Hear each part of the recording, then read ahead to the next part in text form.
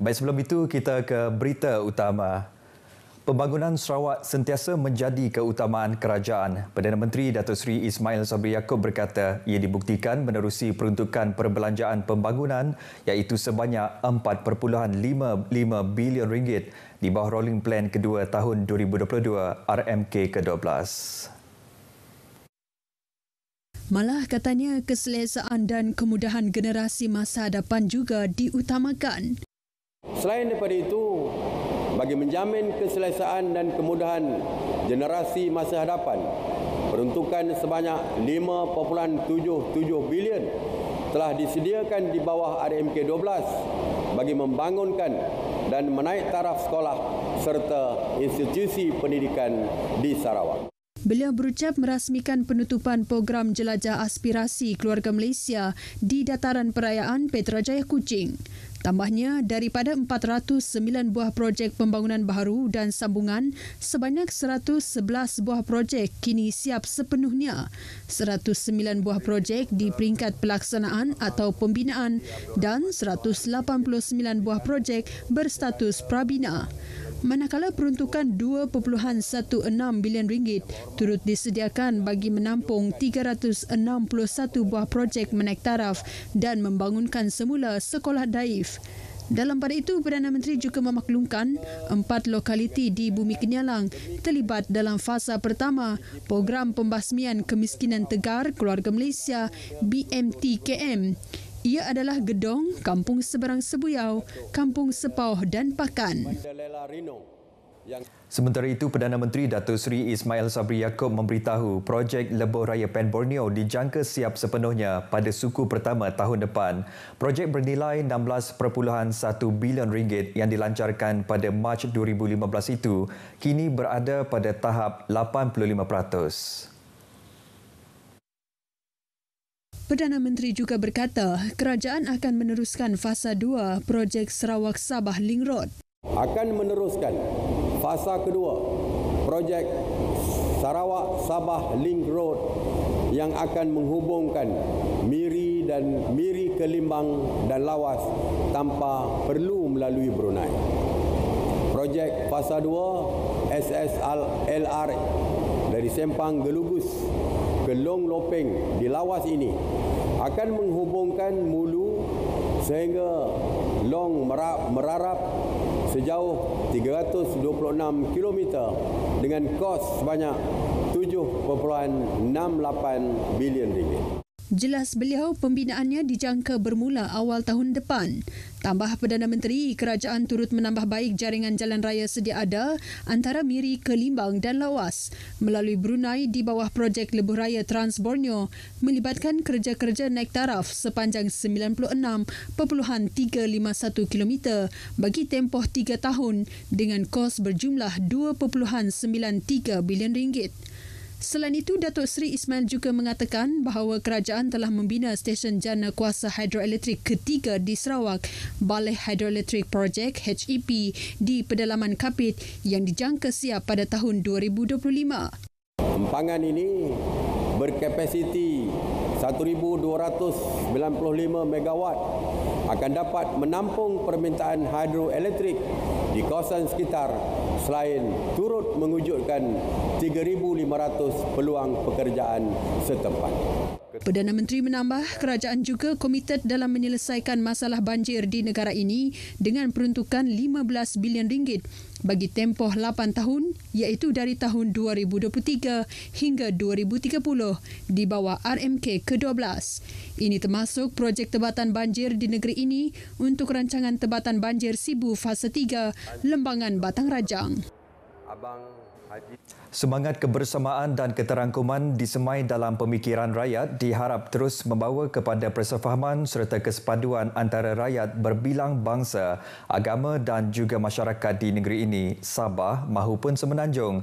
Premier Sarawak Datuk Patinggi Tan Sri Abang Johari Tun Apeng berkata, sebagai salah satu tindakan yang konkret dalam menterjemahkan semangat itu, kerajaan negeri telah menyalurkan bantuan kepada penganut-penganut agama bukan Islam melalui Unit Hal Ehwal Agama-Agama lain, Unifor yang juga memerlukan pembelaan kerajaan. Datuk Petinggi Tan Sri Abang Johari menjelaskan sejak Unifor ditubuhkan pada tahun 2017, unit itu telah menyediakan peruntukan RM215 juta untuk membina atau membaiki rumah-rumah ibadah bagi agama-agama bukan Islam, RM30 juta untuk sekolah mubalir dan RM10 juta untuk tujuan pentadbiran. Sarawak juga telah menyediakan peruntukan RM70 juta untuk membina bangunan Unifor supaya pentadbiran lebih tersusun dan pelaksanaan aktiviti keagamaan lebih teratur. Saya yakin dan percaya kebersamaan dari segi pembangunan agama antara masyarakat Islam dan bukan Islam di Sarawak akan melahirkan masyarakat yang mesra antara satu sama lain dan menghindarkan prasangka yang boleh mendatangkan perpecahan. Beliau berucap pada majlis perasmian penutupan program Jelajah Aspirasi Keluarga Malaysia oleh Perdana Menteri Datuk Seri Ismail Sabri Yaakob di dataran perayaan Petrajaya Kuching. Dalam perkembangan sama, Menteri Kanan Kerja Raya Datuk Seri Fadilah Yusof menzahirkan penghargaan kepada rakyat Sarawak atas sambutan hebat yang diberikan sepanjang 3 hari penganjuran Jelajah Aspirasi Keluarga Malaysia JAKM peringkat negeri Sarawak. Beliau yang juga Menteri Peneraju Penganjuran JAKM peringkat negeri Sarawak berkata, ini telah diterjemahkan dengan rekod kehadiran 87,000 pengunjung ke program berkenaan selama 3 hari ini yang bermula Jumaat lepas. Untuk 3 hari program kita di sini. Ini menunjukkan sokongan kepada semangat keluarga Malaysia yang nak diterjemahkan oleh orang Sarawak supaya seluruh Malaysia ini kita hidup sebagai satu keluarga, sama-sama kita membina negeri dan negara kita supaya dapat menjadi sebuah negara yang aman, yang makmur, yang sejahtera. Kita dapat hidup keadaan rukun dan damai sebagai satu keluarga besar Malaysia ini. Selain itu, Datuk Seri Fadilah turut berterima kasih kepada Kerajaan Sarawak yang telah memberi sokongan penuh kepada JAKM tersebut dan ini sekaligus menunjukkan kerjasama erat antara agensi persekutuan dan negeri dalam memberi komitmen menjayakan program itu. Bercakap kepada pemberita selepas Majlis Kenduri Rakyat bersempena JAKM peringkat negeri Sarawak di Kuching, Menteri itu menambah konsep keluarga Malaysia yang dihasratkan oleh Perdana Menteri Datuk Seri Ismail Sabri Yaakob iaitu kebersamaan, keterangkuman dan kesyukuran sememangnya dihayati oleh rakyat Sarawak. Sarawak merupakan lokasi ke-7 penganjuran JAKM yang menampilkan pelbagai acara dan aktiviti disediakan dengan penglibatan 28 agensi perkhidmatan awam negeri dan persekutuan yang menyediakan bantuan dan perkhidmatan. Baik saudara, seterusnya kita bersama wartawan Firdaus Arisi Idris di dataran perayaan Petrajaya Kuching dengan perkembangan semasa Jelajah Aspirasi Keluarga Malaysia peringkat negeri Sarawak yang melabuhkan tiranya petang ini. Firdaus, silakan. Terima kasih Bu Mahdi Angkasa Puri. Assalamualaikum, selamat petang dan salam keluarga Malaysia. Hari ini merupakan hari terakhir, itu hari ketiga untuk Jelajah Aspirasi Keluarga Malaysia yang berlangsung di negeri Sarawak. Ia merupakan program ke-7 yang diadakan dan di dataran perayaan hari ini. Dan baik, bagi menukar lanjut mengenai rangkuman untuk 3 hari penganjuran ini, kita terus langsung bersama dengan Ketua Penolong Pengarah Seksyen Program Strategik bagi unit penyampaian kemahiran bersama iaitu SPADU Jabatan Perdana Menteri iaitu Alfizan Omar. Assalamualaikum, selamat petang. Terima kasih. Jadi untuk sambutan daripada orang ramai semasa Jelajah Aspirasi Keluarga Malaysia Negeri Sarawak ini, kita dapati bahawa memang rakyat Negeri Sarawak ini sangat sporting dan sangat menyokong apa yang kita lakukan. Mereka datang dengan beramai-ramai dan setakat pagi tadi, setakat 3 hari tadi sebenarnya, kita telah mencapai sebanyak 85,000 pengunjung anggaran yang telah kita buat perkiraan dan sebenarnya akan ada lagi kiraan tambahan untuk jumlah pengunjung yang akan datang dan seperti mana kita sedia maklum bahawa program ini akan hanya berakhir pada pukul 6 petang nanti. Jadi kepada yang belum sempat untuk hadir, silalah hadir beramai-ramai ke tapak program ini. Untuk Tuan, dari kebanyakan kemah yang disediakan, yang mana satu yang paling mendapat sambutan? Okey, untuk program JKM Sarawak ni, kita ada satu keistimewaan sebenarnya yang tidak pernah kita buat di jelajah-jelajah yang lain. Iaitu kita ada satu kemah untuk program teknologi dan inovasi yang dibawakan oleh Kementerian Kerja Raya dan juga oleh Kementerian Sains dan Teknologi dan Inovasi, iaitu MOSTI.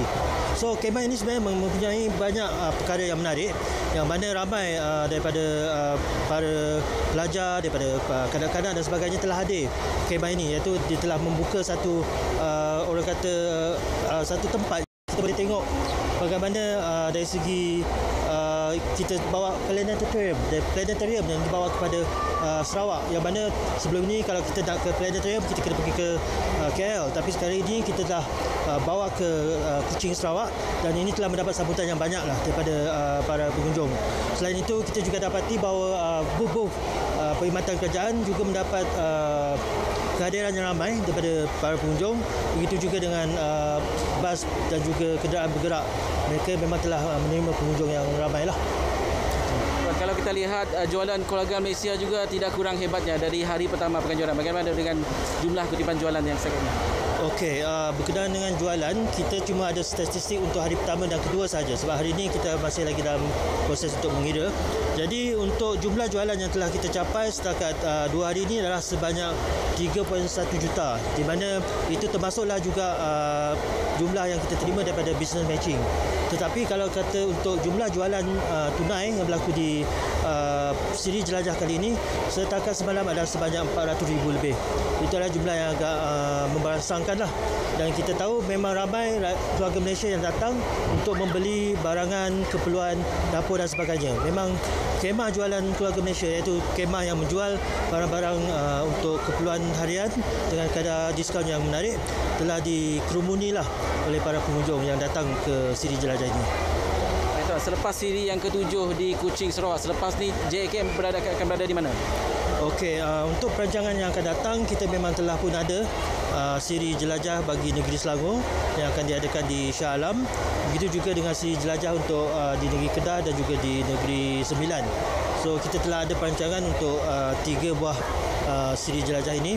Tetapi yang terdekat adalah di negeri Selangor lah pada 19 hingga 21 Ogos nanti. Baik, terima kasih Tuan.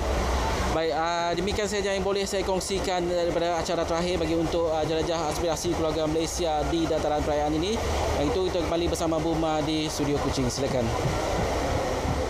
Baik, terima kasih Firdaus atas laporan anda. Baik saudara, sekian berita dari Sarawak. Kita kembali bersama Sahi di Angkasa Puri. Silakan Sahi. Terima kasih Buma.